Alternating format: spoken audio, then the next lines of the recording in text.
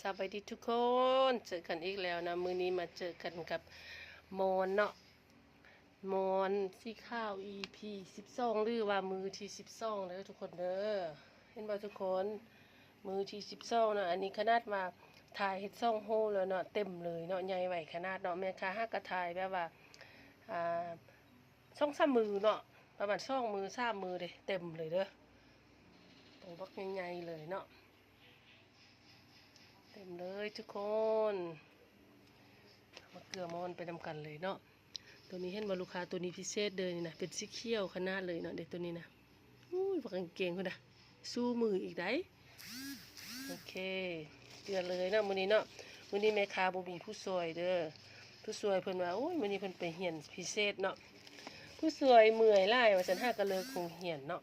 6 โมงเพิ่นหาก็เลิกคงเรียนบอกเพิ่นไปอาบน้ำเพิ่นก็บ่ยอมไปลูกชายเพิ่นว่าเมื่อยมื้อนี้แม่เฮ็ดก่อนว่าซั่นมื้ออื่นจึงมาช่วยวันนี้โอเคบ่เป็นหยังเนาะแม่ค้าเฮ็ดผู้เดียวก็ได้เนาะมื้อนี้ลงผาบางฝนตกน้อยหนึ่ง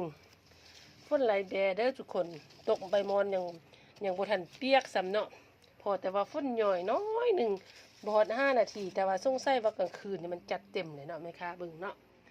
กลางคืนนี้สงสัยจัดเต็มแน่นอนเนาะมาโหนี้มาโหนี้ก่อนเนาะโหนี่ก่อน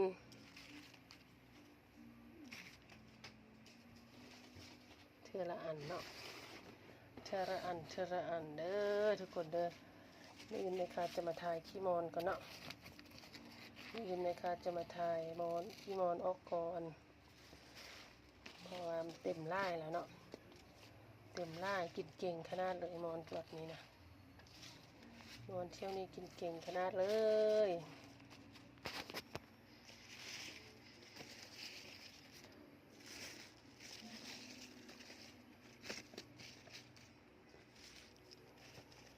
มือหวานนี้ไหมคะวุ่นเวียกเมิดมือเลยเนาะเพราะว่าไหมคะท่มทางเข้าส่วนใหม่เนาะท่มทางเข้าส่วนใหม่ยังบ่ทันท่มแล้วหมดเนาะแต่ว่าคอยท่มเธอน้อยเนาะจักว่าเนื่องจากว่าเฮาใส่งบประมาณของเฮาเองเนาะก็เลยว่าคอยเฮ็ดเธอน้อยเนาะคอยเฮ็ดคอยสะสมทุนหอนเธอน้อยเนาะสาวบ้านเท่านั้นเขาเจ้าก็สุราเฮ็ดหัวเฮ็ดส่วนนะ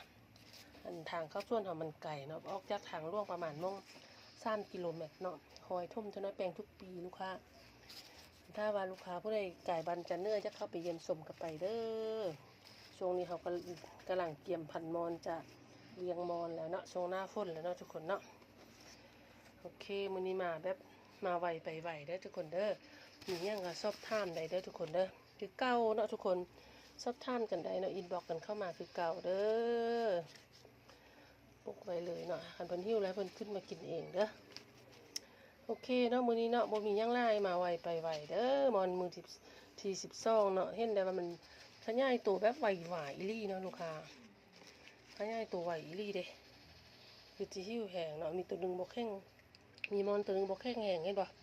สังเกตเห็นเลยเนาะตัวได้บ่แข็งแห้งทุกคนเนาะเป็นสีออกดำๆเนาะโอเคอู้ตัวนี้ตัวบักใหญ่เห็นบ่โอเคไปก่อนแล้วนะทุกคนนะบ๊ายบายเด้อเจอกันใหม่มื้ออื่นเนาะ EP 13เนาะบ๊ายบาย